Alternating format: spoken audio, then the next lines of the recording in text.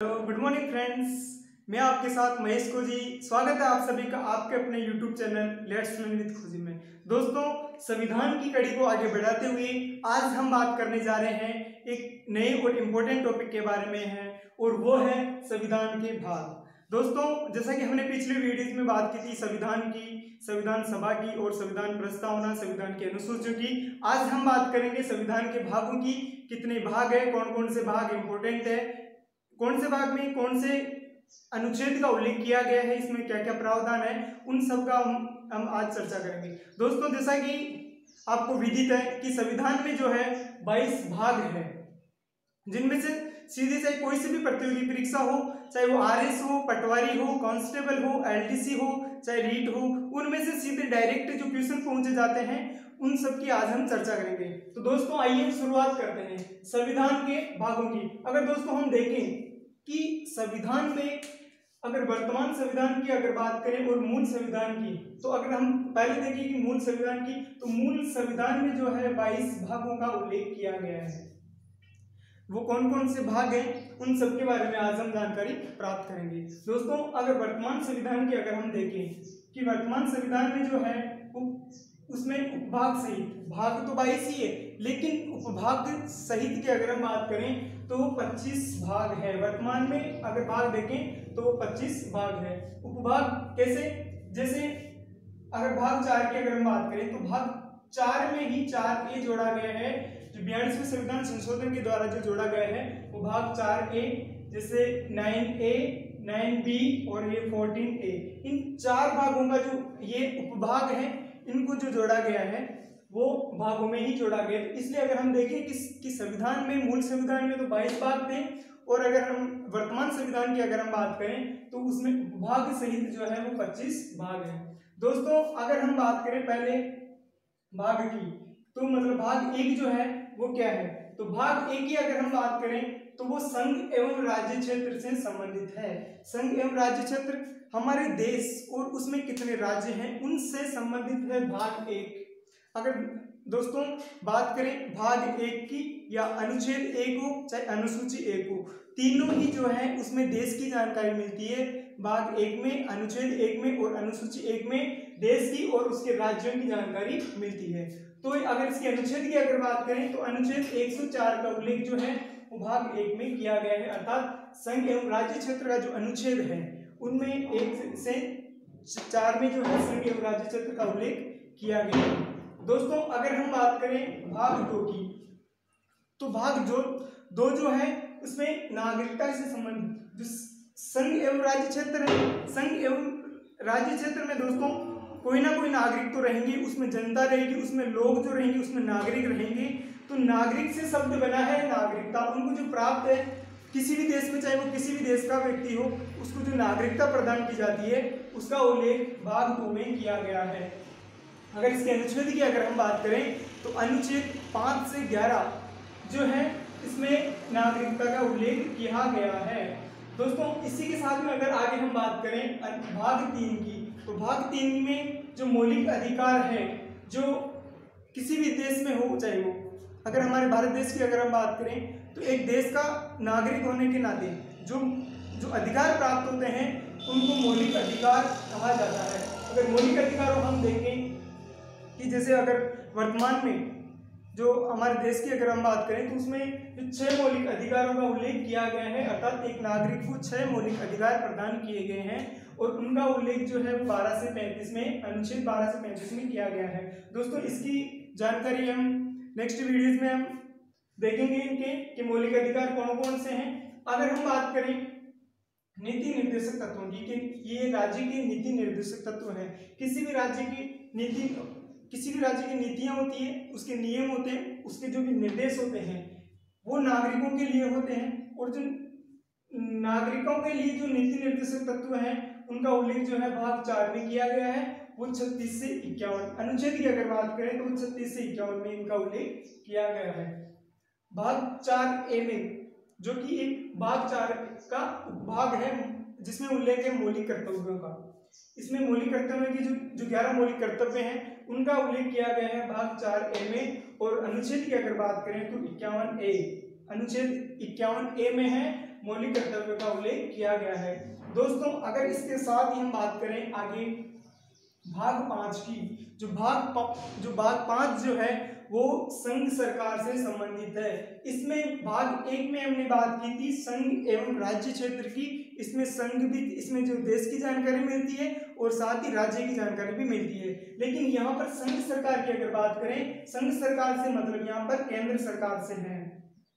अगर केंद्र सरकार की हम बात करें कि अगर इसको याद करने का तरीका कि संघ जो होती है, संघ में शक्ति होती है, संघ में शक्ति जो हमारी जो 5 अंगुलियां हैं उसी से हमको याद करना है कि संघ जो है उसमें भाग 5 में उल्लेख है। अगर संघ सरकार की हम देखें तो इसमें व्यवस्थापिका है, कार्यपालिका, न्यायपालिका।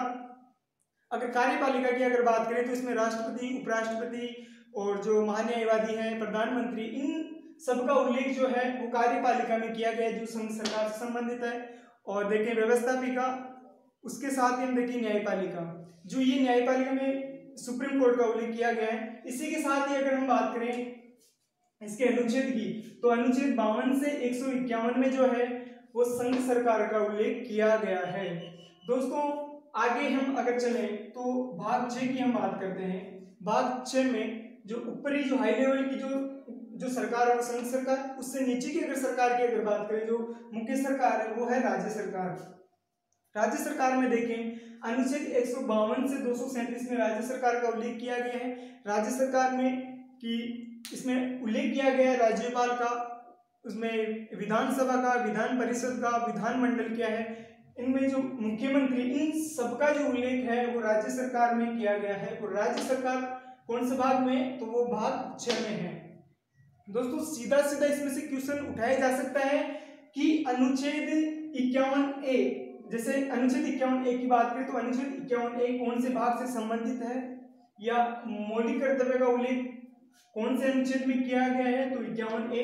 अगर बात करें संघ एवं राज्य क्षेत्र का कौन से अनुच्छेद में उल्लेख किया गया है, तो 1 से 4। इस प्रकार से जो है वो मतलब डायरेक्ट क्वेश्चन जो है वो उठाए जा सकते हैं, वो हमको पूछे जा सकते हैं। अगर दोस्तों आगे हम बात करें अनुच्छेद वो भाग 7 की, तो भाग 7 में जो है 20 राज्यों का प्रशासन। दोस्तों अगर बात करें 20 राज्यों का प्रशासन, तो जो पहले हैं हमारे जो राज्य हैं उनको ए श्रेणी के राज्य, बी श्रेणी के राज्य, अर्थात उनको श्रेणियों में डिवाइड किए जाते थे। जिनकी जनसंख्या ज्यादा होती थी उनको ए श्रेणी, फिर बी श्रेणी, सी श्रेणी, इस प्रकार की श्रेणियों में उन राज्यों को विभाजित किया जाता था। लेकिन अगर हम बात करें 20 राज्यों की, तो 20 राज्यों में जैसे हमारा जो राजस्थान है वो भी बी श्रेणी राज्यों में ही सम्मिलित था। लेकिन इसको 7वें संविधान संशोधन 1956 फजल अली आयोग की सिफारिश पर 7वें संविधान संशोधन 1956 के द्वारा जो भाग 7 है उसको समाप्त कर दिया गया, उसको निरस्त कर दिया गया कि इसका कोई मतलब नहीं है 20 राज्यों का प्रशासन का, तो इसको निरस्त कर दिया गया और उसका उल्लेख किया गया था अनुच्छेद 238 में। तो कौन से भाग को समाप्त कर दिया गया, तो भाग 7 को समाप्त कर दिया गया। कौन से, अगर संविधान संशोधन की अगर बात करें तो कौन से संविधान संशोधन की, तो 7वें संविधान संशोधन जो 1956 में हुआ था उसके द्वारा भाग 7 को समाप्त कर दिया गया है। दोस्तों आगे बात करें संघ सरकार, राज्य सरकार, अगर इसके बाद में अगर बात करें तो फिर आती है केंद्र सरकार, वो या इसमें बात करें केंद्र शासित प्रदेशों की, तो इसमें केंद्र शासित प्रदेशों का जो प्रशासन है उसका उल्लेख भाग 8 में किया गया है। और अगर अनुच्छेद की अगर हम बात करें तो अनुच्छेद 239 से 242 में जो है वो केंद्र शासित प्रदेशों के प्रशासन से संबंधित है और उनका उल्लेख भाग 8 में किया गया है। दोस्तों इसके बाद में अगर हम देखें कि संघ सरकार आ गई, इसमें राज्य आ गए, इसमें केंद्र शासित प्रदेश आ गए, तो अगर हम देखें ग्रामीण परिवेश की तरफ या शहरी परिवेश की तरफ अगर हम चलें तो इसमें कौन कौन सी सरकार है उनका उल्लेख इसमें किया गया है, तो वो आगे हम बात करते हैं। दोस्तों अगर बात करें भाग 9 की, तो भाग 9 में जो है वो पंचायती राज का उल्लेख किया गया है और पंचायती राज जो है वो ग्रामीण परिवेश से संबंधित है। तो इसका उल्लेख जो है अनुच्छेद 243A से 243O तक, ये ओ है, अनुच्छेद 243A से अनुच्छेद 243O तक इसका उल्लेख अनुच्छेद में किया गया है। पंचायती राज की अगर हम बात करें कि जो ग्रामीणों में जो एक तरीके से कह सकते हैं कि मतलब ग्रामीण स्वशासन या स्थानीय स्वशासन, तो उसका उल्लेख जो है वो पंचायती राज भाग 9 में किया गया है। दोस्तों अगर देखें भाग 9A की जो ए है, इसका मतलब है कि ये संविधान में संशोधन के द्वारा ये जोड़ा गया है, और वो 74वें संविधान संशोधन 19 अगर इसकी अगर बात करें 9A की, तो ये 74वें संविधान संशोधन के द्वारा ये जोड़ा गया है, और इसमें नगरीय निकाय का उल्लेख किया गया है। इसमें देखें 243 से 243 जेड के अनुच्छेद में किया गया है। 74वें संविधान संशोधन जो 1993 हुआ था, उसमें भाग 9A को जोड़ा गया, जिसमें नगरीय निकाय का उल्लेख है। अगर बात करें 9B की, तो ये 97वें संविधान संशोधन, क्योंकि बी है इसका मतलब है कि संशोधित है, इसमें संशोधन करके ये जोड़ा गया है। तो 9B का जो भाग है वो अगर इसमें देखें संविधान संशोधन की, तो दोस्तों ये 97वें संविधान संशोधन जो कि 2012 में हुआ था, उसके द्वारा भाग 9B को जोड़ा गया। उसमें सहकारी संस्थाओं का उल्लेख किया गया है, या हम देखें सहकारी समितियों का उल्लेख किया गया है, और वो अनुच्छेद 243 ZH से 243 ZT के मध्य में है जो ये अनुच्छेद है। इनमें सहकारी समितियां आती है। सहकारी समितियों के अगर कार्य की अगर बात करें तो स्थानीय स्वशासन में सहकारी समितियां हैं, और प्रत्येक ग्राम पंचायत में एक सहकारी समिति होती है जो किसानों के हित के लिए कार्य करती है, जैसे उनको कर्ज देना हो या उनको कोई भी जो है जो खाद बीज वगैरह का जो काम है वो सहकारी समितियों के द्वारा किया जाता है।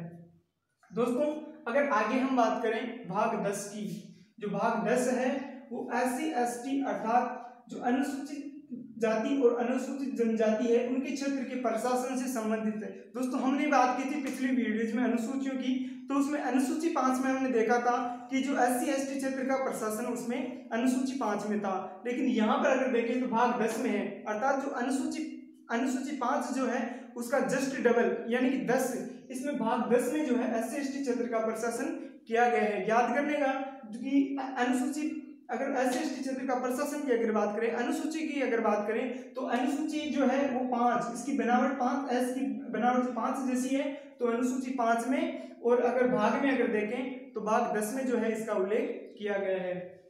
दोस्तों अगर अनुच्छेद की अगर हम बात करें तो 244वां जो अनुच्छेद है उसमें SC ST क्षेत्र के प्रशासन की बात कही गई है। दोस्तों अगर बात करें भाग 11 की, तो ये केंद्र राज्यों के विधायी संबंध से संबंधित है। इसका उल्लेख जो है वो 245 से 263 में किया गया है।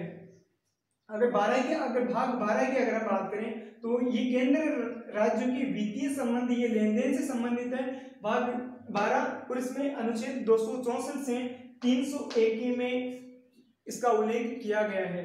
दोस्तों अगर हम देखें कि अनुच्छेद जो वो भाग 13 जो है इसमें अंतर्राज्यीय व्यापार वाणिज्य समागम की अगर बात की गई कि जो एक राज्य में है किस प्रकार का जो व्यापार है जो अंतर्राज्यीय एक राज्य में है उसकी बात की गई है, उसके समागम की बात की गई है, तो वो अनुच्छेद 301 से 307 में की गई है। 13 से स्टार्ट हो रही दूसरा, तो इसमें 301 से 307 के मध्य इसका उल्लेख किया गया है। दोस्तों अगर बात करें भाग 14 की, भाग 14 की, तो उसमें अखिल भारतीय सेवाएं जो इम्पोर्टेंट है, अखिल भारतीय सेवाओं का उल्लेख कौन से भाग में किया गया है, वो भाग 14 में किया गया है। और अगर अनुच्छेद पूछे इसके तो 308 से 323 जो अनुच्छेद है उसमें इसका उल्लेख किया गया है। अखिल भारतीय सेवाएं जैसे जो IAS IPS IRS IFS है, इनका उल्लेख जो है वो भाग 14 में किया गया है। दोस्तों बात करें 14A की, जो कि 14 का भाग है 14A, इसको जो है 42वें संविधान संशोधन 1976 के द्वारा इसमें जोड़ा गया है, और वो है प्रशासनिक अधिकरण से संबंधित है। इसमें जो प्रशासनिक अधिकारी उनसे संबंधित है ये। और इसमें देखिए तो अनुच्छेद 323A से 323B, 323A और 323B में जो है इसका उल्लेख किया गया है। तो दोस्तों अगर देखिए इसमें 4A और 14A दोनों सिमिलर वर्ड है, 4A और 14A, तो इसमें 42वें संविधान संशोधन के द्वारा, याद रखना 42वें संविधान संशोधन जो कि मिनी संविधान के नाम से भी जाना जाता है, क्योंकि अगर सबसे ज्यादा जो संविधान संशोधन हुआ है वो 42वें संविधान संशोधन में हुआ है, 42 में हुआ है, इसलिए इसको 42वें संविधान संशोधन को मिनी संविधान भी कहा जाता है।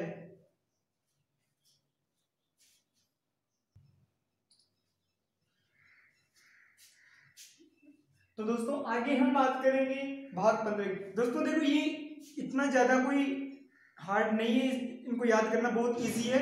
अगर एक दो बार अगर वीडियोस को देखोगे तो ये आपको याद हो जाएंगे। अगर देखेंगे भाग 15 की, तो भाग 15 में जो है वो निर्वाचन आयोग से संबंधित है, चुनाव आयोग से संबंधित है, और इसका उल्लेख जो है वो अनुच्छेद 324 से 329 में किया गया है। अगर देखें भाग 16 की, तो ये कुछ वर्ग हेतु विशेष उपबंध है, जैसे SC ST OBC और जो अल्पसंख्यक वर्ग है उनके लिए कुछ उपबंध इसमें दिए गए हैं, उनका उल्लेख जो है अनुच्छेद 330 से 342 में किया गया है।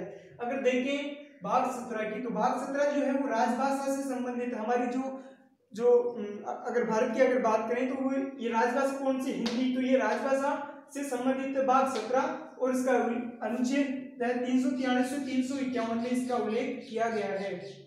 दोस्तों आगे हम बात करें भाग 18 की, तो भाग 18 जो है वो आपातकाल से संबंधित है, और आपातकाल जो है वो 3 प्रकार की जो आपातकाल है, जैसे राष्ट्रपति शासन है, राष्ट्रीय आपात है, वित्तीय आपात है, जो अनुच्छेद 352, 356 और 360 में जो है इनका उल्लेख किया गया है। तो आपातकाल 352 से 360 में आपातकाल का वर्णन किया गया है। दोस्तों बात करें भाग 19 की, तो ये प्रकीर्णन से संबंधित है। अनुच्छेद की अगर बात करें तो 361 से 367 में इसका उल्लेख किया गया है। बात करें भाग 20 की, ये संविधान संशोधन, जो संविधान में किसी भी प्रकार के अगर कोई शब्द, अगर कोई नियम कानून कायदे अगर जोड़ने हो तो वो संविधान संशोधन करके जोड़ा जाता है, और उसका उल्लेख जो है अनुच्छेद 368 में है। तो अनुच्छेद 368 जो है वो संविधान संशोधन से संबंधित है। बात करें भाग 21 की, तो इसमें अस्थायी प्रावधान दिए गए हैं कुछ, और ये 369 से 392 में इस अनुच्छेद में इनका उल्लेख किया गया है। दोस्तों अगर बात करें अंतिम भाग की, जो भाग 22 जो है, इसमें संक्षिप्त नाम एवं हिंदी में जो प्राधिकृत पाठ है उनका उल्लेख किया गया है, और वो है 393 से 395। तो दोस्तों ये था आज का हमारा टॉपिक, जो संविधान के जो भाग थे इसमें हमने बात की थी कि संविधान के भाग जो 22 भाग हैं, इसकी अगर हम बात करें तो हमने पिछली वीडियो में अनुसूचियों की बात की थी, और आगे भी हम जो है वो मौलिक अधिकार है, नीति निर्देशक तत्व, इन सब से जो मतलब नेक्स्ट वीडियो में हम बात करेंगे। तो दोस्तों आशा करता हूँ ये वीडियो आपको अच्छा लगा होगा। अगर एक दो बार आप पढ़ोगे, इसको देखोगे वीडियो को, तो ये आपको आसानी से समझ में आ जाएगा। तो दोस्तों अगर ये वीडियो आपको अच्छा लगा हो तो लाइक कीजिए, शेयर कीजिए, और साथ ही जो स्क्रीन पर दिख रहे रेड बटन को जो सब्सक्राइब लिखा हुआ है उस पर क्लिक कीजिए, और इसको सब्सक्राइब कीजिए, ज़्यादा से ज़्यादा अपने दोस्तों के पास में शेयर कीजिए। धन्यवाद।